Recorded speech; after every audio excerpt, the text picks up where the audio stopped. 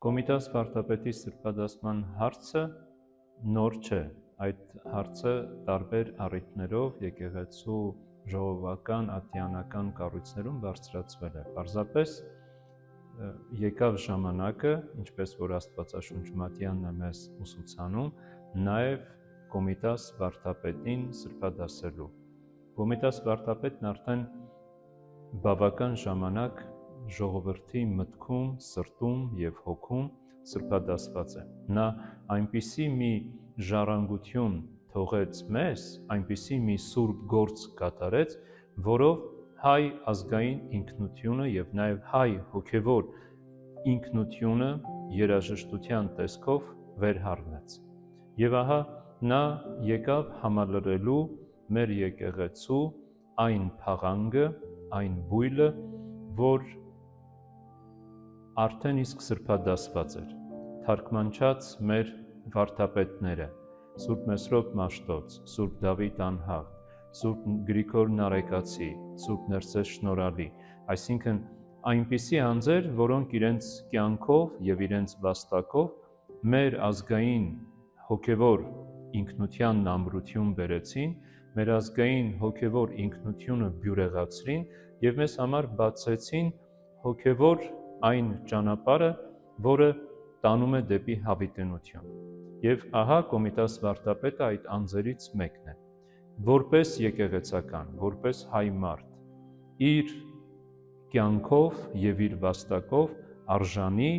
հայոց եկեղեցու կողմից կանոնապես սրբադասվելու և մեր աղոթքները եկեղեցու որպես սուրբ Տիրոջը մատուցելու մեզ համար բարեխոսելով։ Եթե մենք թերթենք մեր եկեղեցու սրբոց պատմությունը, վարք սրբոցը, կտեսնենք, որ հիմնականում սուրբերը սրբադասվել են նահատակության արդյունքում, բայց մենք ունենք սրբադասված անձեր, որոնք չեն նահատակվել, Տիրոջ կամոք իրենց ժամանակին իդեր ննջել են, բայց որովհետև իրենք հայ ազգի պատմության մեջ, հայ եկեղեցու կյանքում մեծագույն վաստակ են ժառանգել, այդ սրբությունը օրինակ դարձնելու համար և այդ սրբությամբ սերունդներին առաջնորդելու համար եկեղեցին նրանց դասել է սրբոց շարքը։ Հենց առաջինը հիշենք Սուրբ Գրիգոր Լուսավորչին։ Սուրբ Գրիգոր Լուսավորիչը կենդանի նահատակ է։ Սուրբ Գրիգոր Լուսավորչի ժառանգներից Սուրբ Վրդանես Հայրապետը, Սուրբ Ներսես Մեծը, Սուրբ Սահակ Բարթև Հայրապետը, անձեր, որոնք իդեր ննջեցին իրենց ժամանակին, բայց որովհետև իրենք ունեին անձի սրբություն և այդ սրբությունը նաև արտահայտվում էր հայրենական ժառանգության պահպանությամբ, ազգի հավաքականության պահպանությամբ, ազգի լուսավորությամբ, ազգի կրթության և բարեպաշտական կերպարի ձևավորման, ահա այդ սրբությունը եկեղեցու համար դառնում է հիմք այդ անձանց Տիրոջ առջև որպես արդարներ, սուրբեր կանոնականացնելու և նրանց բարեխոսությունը հայցելու, որովհետև նրանք իրենց ժառանգությամբ մեզ համար բացում են մի ճանապարհ, որը տանում է դեպի Աստված, որը տանում է դեպի ինքնության ճանաչողություն, որը տանում է հավիտենական կյանք։ Ահա սրբության իմ ընկալումը, սրբության իմ պատկերացումը և որը նաև հորդորը և պատգամ է յուրաքանչյուր անձին այդ հատկանիշները սեփական անձի մեջ կերտելու։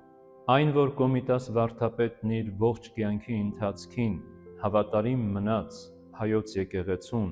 հավատարիմ մնաց Մայր Աթոր Սուրբ Էջմիածնին, հավատարիմ մնաց մեր ազգի տեսիլքներին և միշտ փափագեց Հայաստանի լինելությունը, իր քաղցր ձայնով և իր հանճարով դաշնակավորելով Հայաստան երկիր դրախտավայր երգը և այն որպես պատգամ փոխանցելով հայ ազգի գալիք սերունդներին, այս ամենի հանրագումարը նրա անձի սրբությունն էր, նրա անձի այն լույսն էր, որ իր ստեղծագործությունների միջոցով իր ստեղծագործական հանճարի միջոցով ճառագայթեց հայ իրականության մեջ եւ ոչ միայն դարձավ հայության սեփականությունը, այլև եկավ համալրելու միջազգային, համաշխարհային հոգևոր մշակութային գանձարանը։ Հենց միայն այն, որ Կոմիտասի մշակումներով նրա անձի միջով անցնող երգերը հնչելով տարբեր հարթակներում, տարբեր ազգերի միջավայրում, նրանց աչքերից թերևս ուրախության, բարության, ապաշխարության արտասուքներ էին բերում, ահա դա խոսում է նրա անձի սրբության մասին։ Երբ որ անձը ինքնազոհաբերմամբ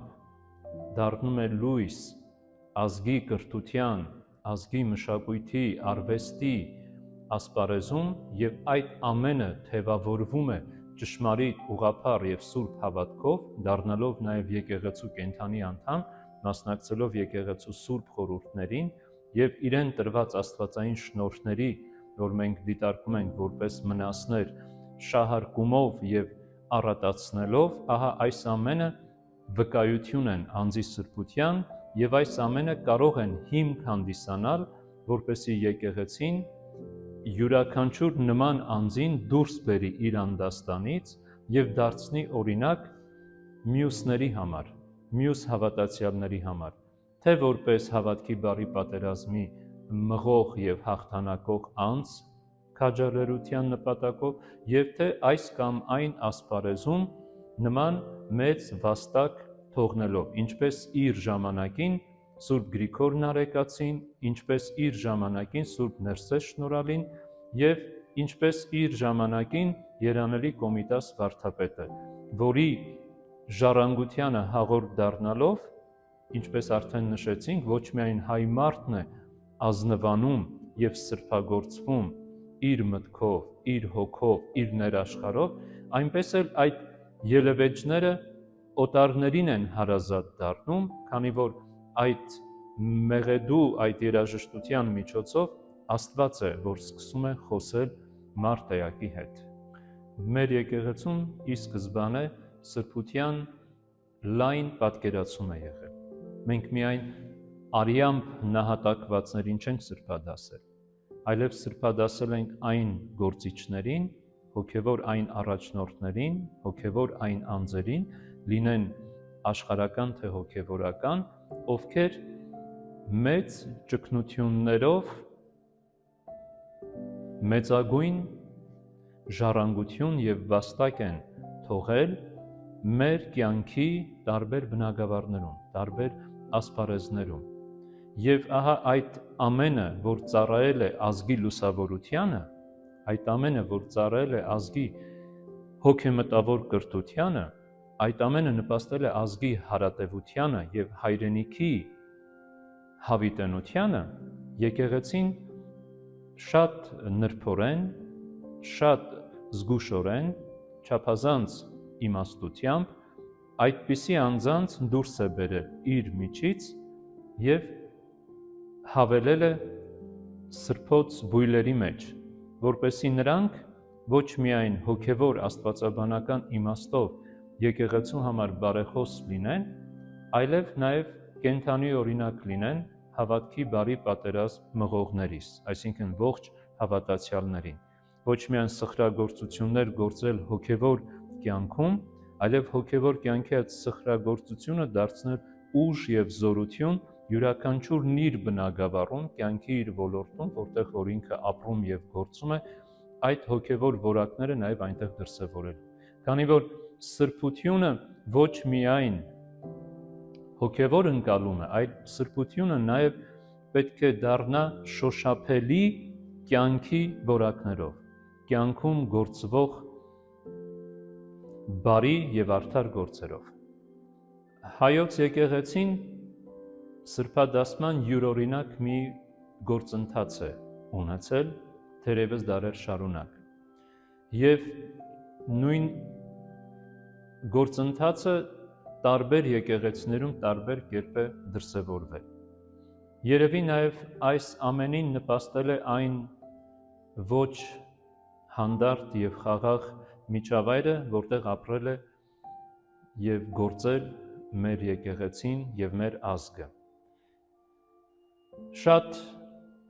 դժվարին ճանապարհ ենք մենք անցել, շատ անկայուն իրավիճակների մեջ ենք մենք եղել եւ թերևս այդ է պատճառն եղել, որ եկեղեցին հանդիսավորապես նման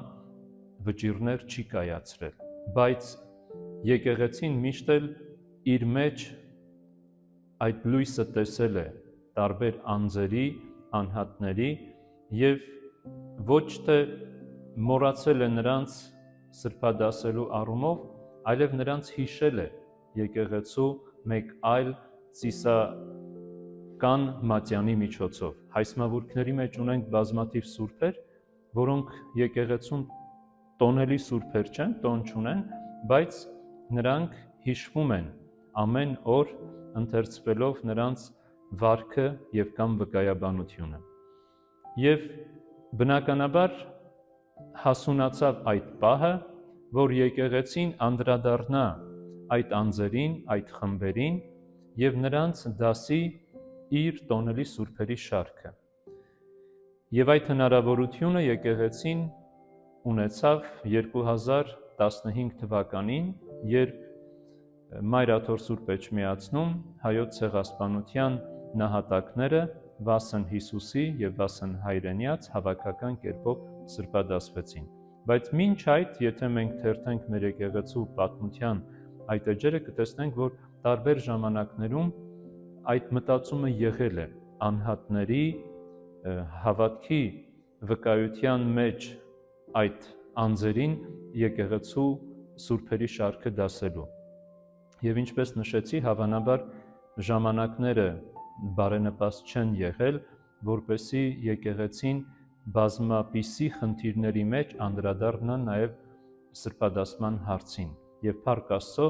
մեր օրերում այդ հնարավորությունը ստեղծվեց, կատարվեց այդ մեծ գործը, այդ սուրբ գործը, եւ այսօր ահա այլևս Վեհափար Հայրապետի նախաձեռնությամբ եւ առաջնորդությամբ դրվեց մեր երանելի վարդապետներից մեկի Կոմիտաս վարդապետի սրբադասման հարցը։